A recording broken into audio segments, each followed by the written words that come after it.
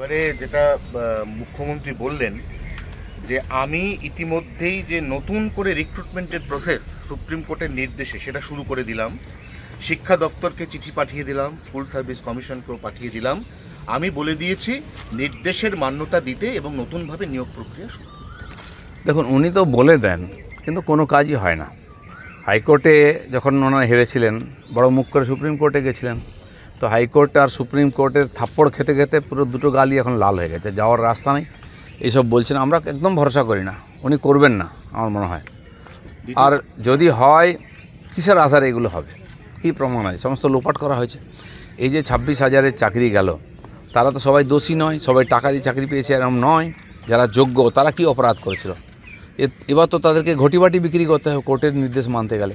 অথচ যারা এই অপরাধটা করেছে, তাদের কাছ থেকে টাকা নিয়েছে, সেই লোকগুলো কি আদৌ কোনো দিন শাস্তি পাবে? মমতা ব্যানার্জি এখনও বড় বড় কথা বলছেন, বিজেপিকে দোষ দিচ্ছেন, অন্য কাউকে দোষ দিচ্ছেন।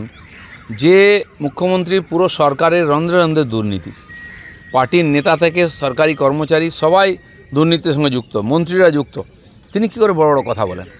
পশ্চিমবাংলার মানুষ যারা লাইন দিয়ে 500 টাকা আর অনুদান নিয়ে জীবন বেঁচে থাকতে হয়, তারা একাধবার ভুল করে ভোট দিয়েছেন।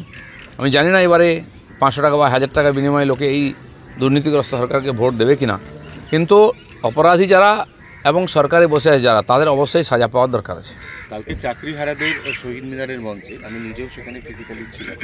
তাদের বক্তব্য হচ্ছে যে বিকাশ রঞ্জন ভট্টাচার্য তাদের ক্ষতি করে গেছেন, তৃণমূল সরকার তো ক্ষতি করেইছেন, এবং আপনার নাম করে, শুভেন্দু অধিকারীর নাম করে, সুকান্ত মজুমদারের নাম করে তারা বলেছেন যে এই 26,000 লাশের ওপর দিয়ে আপনারা 26 সালে ক্ষমতায় আসতে চাইছেন। শুনুন, এটা তো বলতেই হবে, কারণ তারা অপরাধ করেছেন, তারা জানেন। যারা যোগ্য প্রার্থী চাকরি পেয়েছেন, এই অপরাধীদের জন্য তারা আজকে অন্যায়ের বলি হয়েছেন।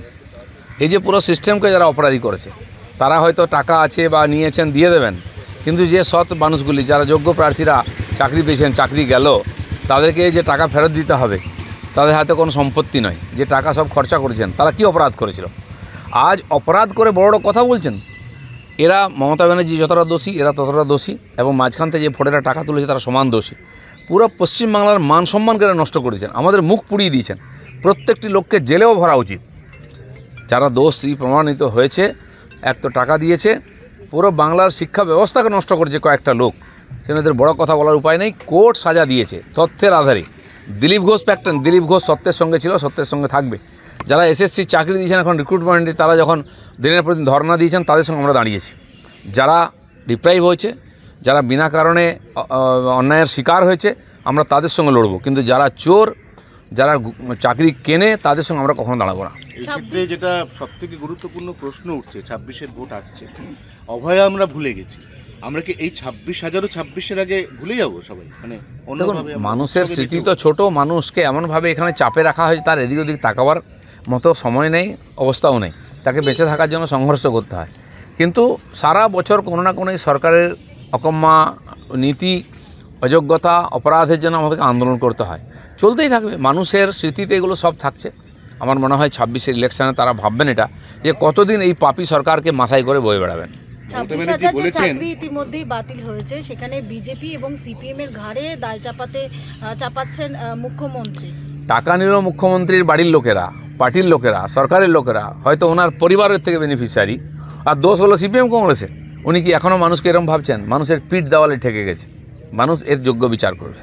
মমতা ব্যানার্জি বলেছেন স্টাডি করতে দিলে আমরাই তো খুঁজে বার করতাম কারা যোগ্য কারা অযোগ্য, সেই সুযোগটাই তো আমাদের দিল। এতদিন কী করছিলেন আপনি? দিব্যি টাকা পয়সা নিয়ে খেয়ে হজম করে বসেছিলেন। মানুষ বাধ্য হয়ে কোর্টে গেছে। কেন? এখানে সরকারের প্রত্যেকটি ফয়সালার বিরুদ্ধে মানুষকে কোর্টে যেতে হয়, কারণ হয় আপনি সিদ্ধান্ত নেন না, নাহলে সত্যকে চাপা দিয়ে সবসময় মিথ্যাকে সামনে নিয়ে আসেন, দোষীদের বাঁচাবার চেষ্টা করেন। দিলে আমরাই তো খুঁজে বার করতাম কারা যোগ্য কারা অযোগ্য, সেই সুযোগটাই তো আমাদের দিল। এতদিন কী করছিলেন আপনি? দিব্যি টাকা পয়সা নিয়ে খেয়ে হজম করে বসেছিলেন। মানুষ বাধ্য হয়ে কোর্টে গেছে।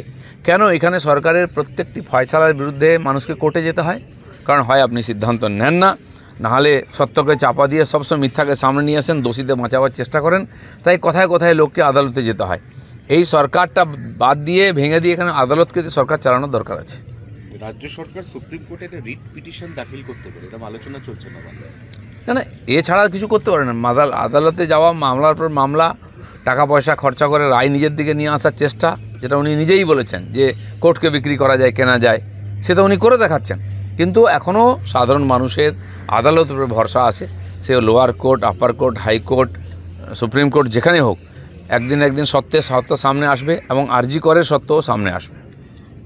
রামনবমীর মিছিলের অনুমতি পেতে যেরকমভাবে বারবার ধরে আদালতের দ্বারস্থ হতে হচ্ছে, দেখা যাচ্ছে পুলিশ অতি সক্রিয়তার ভূমিকা নিচ্ছে। কোথাও পোস্টার পড়লে সেখান থেকে তুলে নিচ্ছে, কেএমসি সেই পোস্টার তুলে নিচ্ছে। পুলিশের ভয়ের কারণ আছে। পুলিশ যদি রামনবমীর পোস্টার নামিয়ে দেয় তাহলে তো এরা সমাজবিরোধীর ভূমিকা পালন করছে। আমরা সেভাবে পুলিশকে ট্রিট করব। কিন্তু আমার প্রশ্ন হচ্ছে, পুলিশ তো ভয় করছে কারণ তাদের যোগ্যতা ক্ষমতা নেই, বড় প্রোগ্রাম হলে সারা বাংলাভাবে সামলানোর তাদের লোকজন নাই। কিন্তু কিছু পার্টি বা টিএমসি নাকি বলছে 5 তারিখ 6 তারিখ তারা ধর্ণা দেবে, রাস্তায় নামবে। ভাই, তোমাদের পরব ঈদ তো হয়ে গেছে, তোমরা এখন রাস্তায় নামবে? ঈদেতে যেমন নামাজ পড়েছ, এখানে তো করার কিছু নেই। আমরা ঈদের রোজা করি না, আমরা ইফতার করি না, কিন্তু পরের দিন সিন্নি খেয়েছি। সেরকম আসো, রামনবমীতে পুজো তো ভাগ নাও, প্রসাদ খাও, বাড়িতে থাকো, পুণ্য সঞ্চয় করো। যদি রাস্তায় বেরিয়ে বাধা দেওয়ার চেষ্টা করো, লক্ষ লক্ষ লোক রাস্তায় নামবে, উপর দিয়ে মারিয়ে চলে যাবে।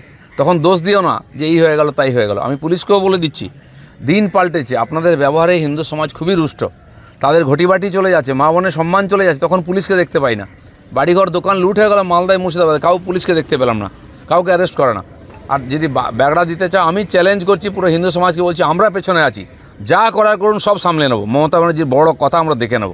আর যারা এই রাস্তায় নামবে, রামনবমীর দিন ডিস্টার্ব করবে, ভুলে যাও না আজকে সেই হিন্দু সমাজ নেই। 66 কোটি হিন্দু এক জায়গায় হয়েছে মহাকুম্ভতে, আর পশ্চিমবাংলার হিন্দু সবচেয়ে বেশি ভয়ের মধ্যে আছে যে তোমরা এটাকে বাংলাদেশ বানিয়ে দিচ্ছ। তার যোগ্য জবাব তোমরা পাবে। মুখ্যমন্ত্রী মমতা বন্দ্যোপাধ্যায় নবান্ন থেকে বারবার বলছেন রামনবমীতে অশান্তি এড়ান, রামনবমীতে 19 তারিখে অশান্তি এড়াতে চাইছেন, অশান্তির আবহাওয়া তৈরি করে হিন্দুদেরকে বদনাম করার চেষ্টা করছেন। কিন্তু উনি সুবিধা করতে পারবেন না। ওনার যে চালাকি, দাঙ্গা হাঙ্গা করে হিন্দুর উৎসবকে বন্ধ করা, হিন্দুদের ভয় পাই দেওয়া যাতে রাস্তায় না বেরোয়, এই সমস্ত বাধা কেটে গেছে, মানুষ এগুলো ভুলে গেছে। ওনার এই হিন্দু সমাজ জানে এই সরকার মমতা ব্যানার্জি যতদিন ক্ষমতায় থাকবেন আমাদের ভবিষ্যৎ তত অন্ধকার হয়ে যাবে। আক্রান্ত সন্ন্যাসী হিরণময় মহারাজ, তার মুখে যেভাবে কাপড় বেঁধে তাকে যেরকমভাবে আক্রমণ করা হয়েছে, একজন সন্ন্যাসী, তিনি হিন্দু সন্ন্যাসী, তিনি বৈষ্ণব, শান্তিপ্রিয়, ভগবত পাঠ করান, তাতে কার কী অসুবিধা আমি জানি না। তিনি রাস্তা বন্ধ করে নামাজ পড়েন না, যেখানে সেখানে মাজার তৈরি করে দিয়ে উৎপাত করেন না। যারা ভক্তিমান, ভগবানের ভক্তি যে তাদের ভক্তি জাগরণ করেন, তাদেরকে শ্রদ্ধা ভক্তি জাগান, ভগবানের কথা তাদের শুনিয়ে মনে আনন্দ দেন, ভবিষ্যৎকে উজ্জ্বল করেন।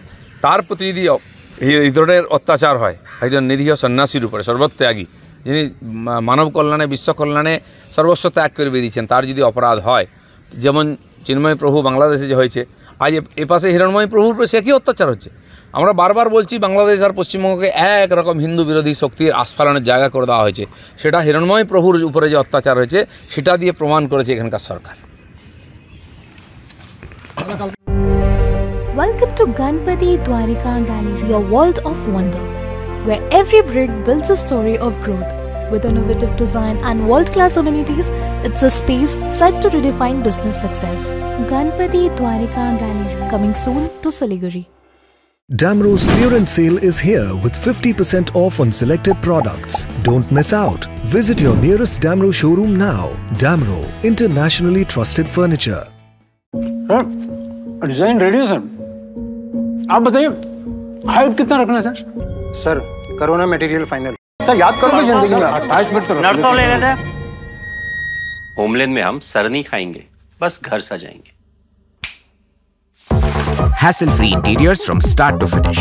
360-degree management, expert-led designs, delivery in 45 days. Homelane, interiors made easy. Homelane, Siliguri. Selection Furniture, opposite Vega Mall, next to Zudio. Call 7699736111. Punjab State Year 200 monthly lottery. पहिलो पुरस्कार 1,50,00,000 guaranteed पुरस्कार. टिकट को मूल्य ₹200. पहिलो पुरस्कार केवल बिक्री भाई का टिकट बाटर.